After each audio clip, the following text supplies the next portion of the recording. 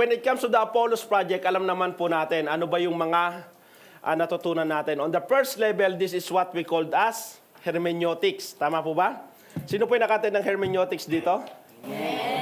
Yan, halos lahat naka-attend ng hermeneutics. Thank you, Ate Che. Medyo mabigat tong kwan natin si Ate Cherry. Although hindi po siya, bago pa lang po siya na nakasama natin, but she still naglaan ng kanyang oras para makasama dito. So, yung unang level po natin, the first level is the hermeneutics. So, anong year po natin ito ginawa? Last year. So, sino po yung pagkatapos ng seminar is binuklat yung kanilang hermeneutics kapag mag-share ng salita? Isa lang natandaan ko, honestly, na alam ko nagbuklat siya ng hermeneutics niya nung nag-share siya. Si Kuya Mark Lester. Di ba nung nagkuhan siya nung IP? Kasi nakita ko siya nung sabi, uy, galing sa hermeneutics to. So, ang second level natin is biblical exegesis. Kapag biblical exegesis, ang main point lamang po natin when we call it is biblical exegesis, ibig sabihin, we are sharing the Word of God in the right context. Kaya nga po ito yung isa sa mga pabiro natin. Na kapag tinanong natin ng isang pastor, ano ba ibig sabihin ng 2 or 3 gathered in my name, makikita na natin agad yung context o hindi. Kapag sinabi niya, this is a verse for prayer, alam na natin na hindi ito exegetically correct o hindi ito contextually correct. Bakit? Kasi hindi yun for the prayer. Although andun yung 2 or 3 gathered in my name, o hindi rin yun para yun sa mga gawain, kundi para sa forgiveness. At isa pa, yung isang latest na itama natin, yung siksik, liglig at umaapaw. Ang sarap nga naman pakinggan, di ba? That is for offering. Na kapag nagbigay ka kay Lord, ibabalik ni Lord ito sa iyo ng siksik, liglig at umaapaw. Pero because of the exegetical teachings na nakikita natin, nalaman natin na hindi pala ito about giving, kundi about forgiveness. So nakita natin yung kalayuan na kung hindi tayo nag-aaral nito, dahil naririnig natin, kinokopya natin, sineshare natin, magtutuloy-tuloy lang po ito na hindi maitama. So, sa atin ngayon, dito sa ating bahay Panamba, nakikita na po natin ito. So now we have opened our eyes and our understanding na may mga bagay na dapat aralin talaga at napapaisip na tayo na, uy, tama ba yung context nito? When we come to that thinking, anong gagawin natin? Nagbubuklat na tayo, nag-aaral na tayo, tumitingin na tayo ng mga references. So, now, nandito na tayo sa level 3, which is homiletics. So, when we have gone to this, ang expectation natin is dapat maayos na tayo mag-preach. So, lahat naman po tayo, di ba? Anong silbi nung mga seminar na ina-attendan natin kung hindi naman natin i-apply at kung hindi naman makikita kapag tumatayo dito. So, this is a challenge sa lahat ng tatayo po pagdating sa pagtuturo ng salita ng Panginoon because we do not have any reason to say na hindi natin alam. Kasi we have taught you, tinuruan na po tayo kung paano gumawa ng mensahe ng Panginoon. Isa pa po sa mga kanyan, siguro may mga matatakot na kasi may mga judgmental na. Di ba? Ay, hindi naman yan yung tinuro sa homiletics, hindi naman yan tinuro. Di ba? Kaya natatakot na. So it's always double edge. But if you look at it in the perspective na you will glorify God in what you will do, mas maganda na tama yung ginagawa mo kaysa ginagawa mo ng parang walang importansya. Yung mentality ba kung minsan na basta mairaos na lang. Di ba? Kasi na-assign ako. So we hope to change that, giving importance na kapag napili tayong tumayo dito, we are not to please the people. We are to please God. Kaya kailangan alam po natin. Amen po ba? So tuloy po tayo. And then, the final level po natin is Bible exposition, which is, hindi na po tayo aabot dito kasi kapag alam na po natin to, automatic na po ito. Because we are already studying and exposing. Ibig sabihin, pinag-aaralan na talaga natin yung Bible. Hindi na tayo basta-basta, dampot-dampot na lang. Hindi po ba? So, we are able to study and learn with regards to sharing the Word of God. So, sabi dito, ito po yung patuloy, ilang beses na po nating naririnig ito, ilang beses nyo rin po narinig ito sa akin, na may mga bagay sa buhay nating mga Kristiyano na we cannot afford to misunderstand. So anong sabi dito? Bakit? Because this time, na kahit tayo na nag-aaral na, tayo yung target na ma-deceive. Bakit? Kasi yung mga nag-aaral, yung mga hindi naman nagbibigay ng importansya sa mga gawain ganito, they are already deceived. Kaya the enemy is working hard sa mga katulad natin na patuloy na nag-aaral. Bakit? Kasi kung tayo mismo ay na-deceive, how can we share properly? How can we, maaya yung mga iba na gawin yung mga bagay na dapat nating gawin? If we ourselves are deceived. Kaya ito po yung isa sa mga vision natin, which is equipping. So to be equipped is for us to have that, the defense against the deception of the enemy. So ano pa yung sabi dito? Deception, that is why there is need for us Christians, especially as leaders, to understand what the Word of God says. So, lahat na naririnig natin, hindi natin ito, we take it na kung ano yung sinabi nung pinapakinggan natin, we will take it 100%. Tama po ba?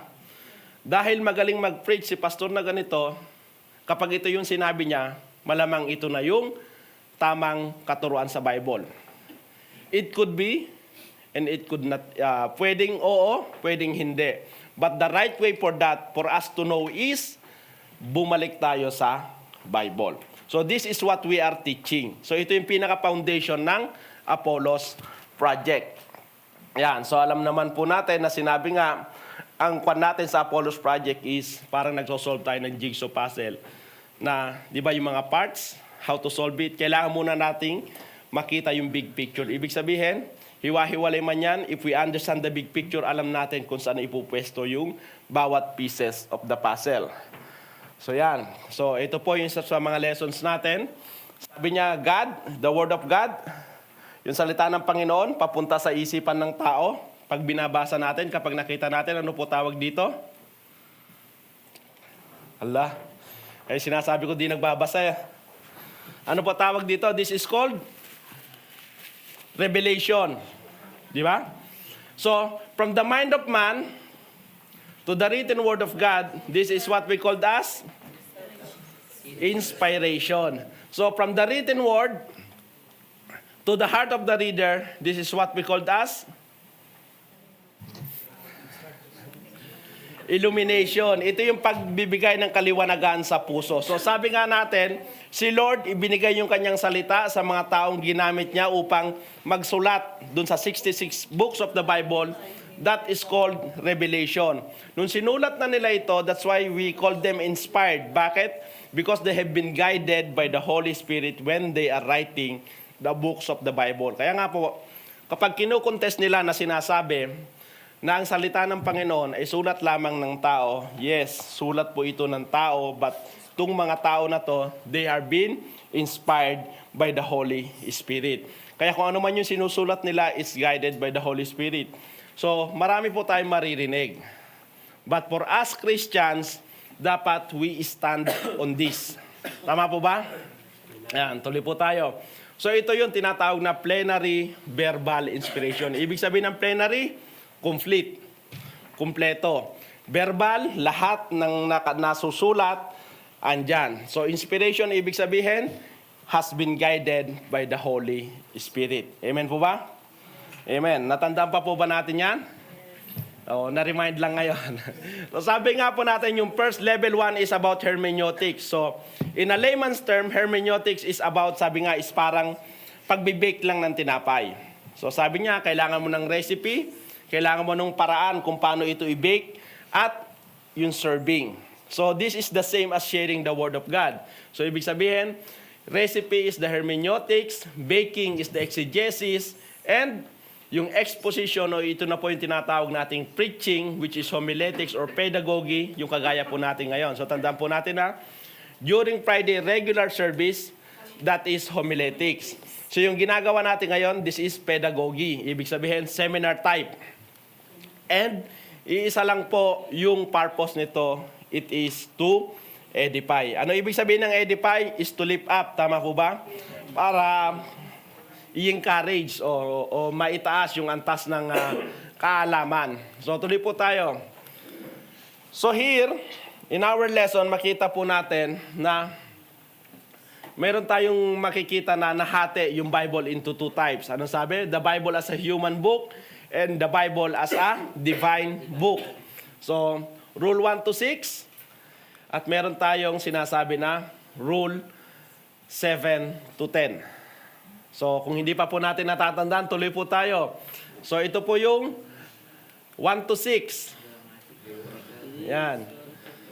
Anong sabi dyan? Understand the word grammatically, historically, culturally, contextually, literally, at logically. So, ito po yung nagsasabi na the Bible as a human book.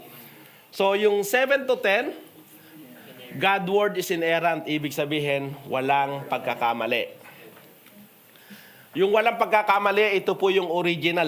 Yung original, kasi yung meron tayo ngayon is, kwan na lang po ito. Kumbaga, salin-salin na lang. But the original word of God is inerrant. Pero yung mga meron tayo ngayon, tandaan po natin, yung mga nag-translate po nito, they are very careful. So, we can still stand on the inerrancy of the Bible. Understand the God's word is authoritative. Ibig sabihin nga, di ba, nasasabi rin natin. Sinong authority within the church? Yeah, sa pagtuturo natin, it's the Bible. So, ganun din sa atin. Sa lahat ng ituturo natin is the Bible, hindi kung ano yung sinasabi ng pastor. Kung yung sinasabi ng pastor is aligned sa Bible, then it is correct. Pero pag hindi aligned sa Bible, we still follow the Bible. So, number 9, has unity, may pagkakaisa. Anong ibig sabihin? Walang contradiction. So, kung may nababasa ka sa Bible na parang ito ay contradictory sa nabanggit dito, huwag po nating sabihin na may contradiction. Ang kailangan lang natin gawin ay mag-aral. I-exegete natin. Bakit ba nasabi ito sa ganito? Bakit nasabi na ito sa ganito? Di ba? Isa sa mga contradiction na sinasabi yung kay James sa kay Paul. Di ba?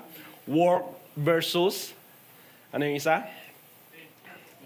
Faith versus works, di ba? Kasi kay Paul, ang sabi niya, by faith.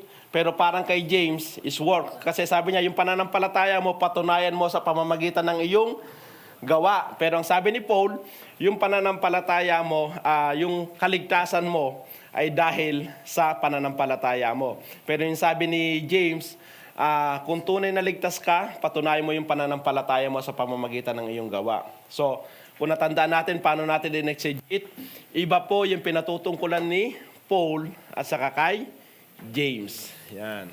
So, pang-sampo is mystery. So, may mga bagay na hindi natin maunawaan pagdating sa salita ng Panginoon. Yan.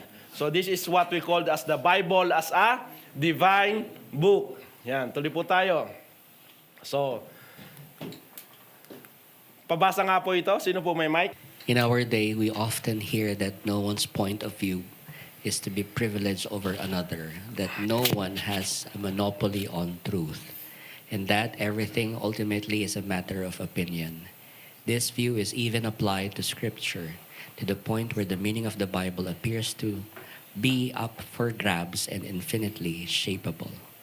So ano po yung ibig sabihin dito? Ang sinasabi lamang po dito, ito po yung contentions ng iba na ang explanation sa salita ng Bible o yung ibig sabihin is the meaning or the interpretation is a matter of opinion.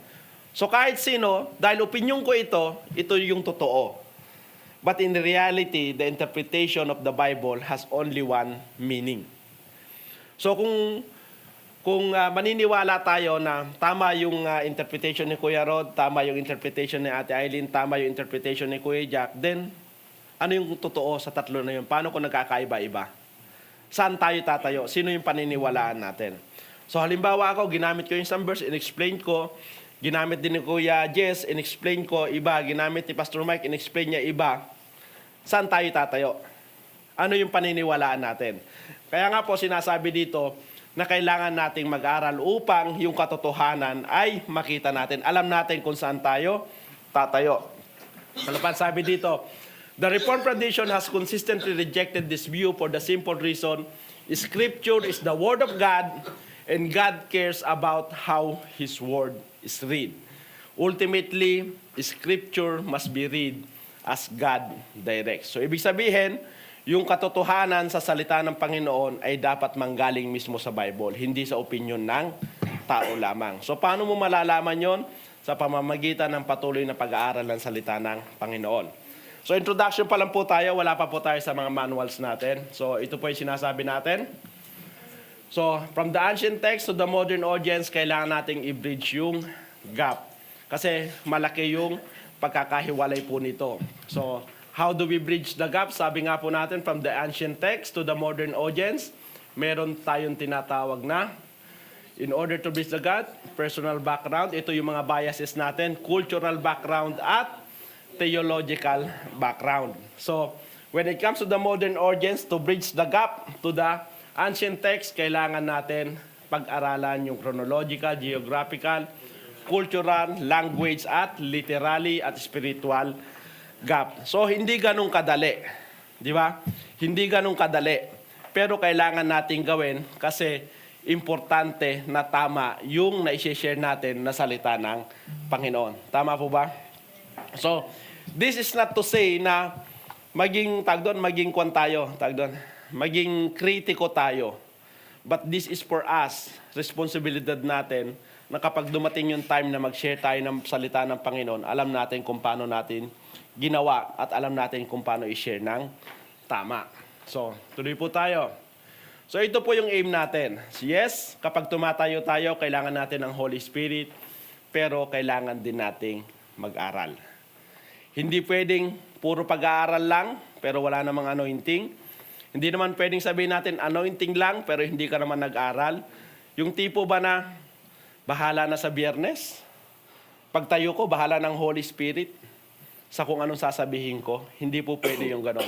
So all of us in here in BNE, what we are aiming, that we are filled by the Holy Spirit and that we are founded in the Scripture. Kailangan natin ng balance. Hindi pwedeng tuwing tatayo tayo is by the power of the Holy Spirit. Yes, we need the power of the Holy Spirit. Pero kailangan mo ding mag-aral. So, mag-aral ka, hindi ka na nag-pray, ay kasi nag-aral naman ako mabuti. You rely on your own strength. So yan po yun. So kailangan natin, we need to find the balance between nang nag-aaral at humihingi ng basbas ng banal na Espiritu. So yun po yung kailangan natin when we are sharing the Word of God. In everything, when it comes to the Word of God, ito po yung kailangan natin na gawin. Yan. So, as a pastor, ito nga po yung ibabalance natin. Hindi lang po pastor, sabihin na natin, as a one na nag-share ng salita ng Panginoon, ano po yung kailangan natin? We need to balance between biblical and contemporary. Ano po yung ibig sabihin ng contemporary? Yung sitwasyon natin ngayon, the current situation. So, in order for us to say the biblical, it depends on the ancient text. Ibig sabihin, the scripture and contemporary is the modern audience. So, how do we do that? From the ancient text, we need to get the right context. Tamang konteksto. Tama po ba? And then from the right context, we will be able to derive the right message. So, when we get the right message, kailangan naman natin ng tamang application. Kasi walang silbi na tama yung context mo, tama yung mensahe mo, pero mali yung application mo. How can it be related to the modern audience o yung nakikinig sa ngayon? Kasi sa ancient text, iba yung audience nung nagsulat. Di ba? So ang challenge natin ngayon, how can it be applicable to us today? Tama po ba? Yan. So ito po yung sinasabi natin na bridging the gap. Ito po yung purpose ng seminar natin. Kasi napakaganda talaga equipping the saints in expounding the scripture. So expounding, ibig sabihin na i-explain natin ng tama. Amen po ba? Tahimik. Nakakaisang lesson pa lang po tayo, ha? Meron pa tayong 11. Yan. So, yan po siya. Yan. So, there are 7 steps in the exegetical investigation. Natandaan po natin ito. Hermeneutics. Yan. Along the way of seminar, matatakel po, paulit-ulit po natin na mapapasadahan as part of review. So meron tayong tinatawag na 7 steps in exegetical investigation o para makita yung author's intention. Theological reflection, addressing the people's question. Homiletical presentation, ito naman yung sermon application. So, when we apply yung earlier, ito yung recipe, ito yung baking, ito yung serving. So, exegetical investigation, ito po yung part po ito ng pag-aaral natin kung paano makuha yung tamang konteksto. Hermeneutics and exegesis. Yan. So, yan po siya. May 7 steps. Yan po yung 7 steps. So, natandaan po ba natin ito? Kaya kung minsan, buklat-buklat din po tayo ng mga kwan po natin. Yan. Before BS, after BS, o kung gagamitin po tayo. Kasi meron naman po tayong mga manuals. Yan.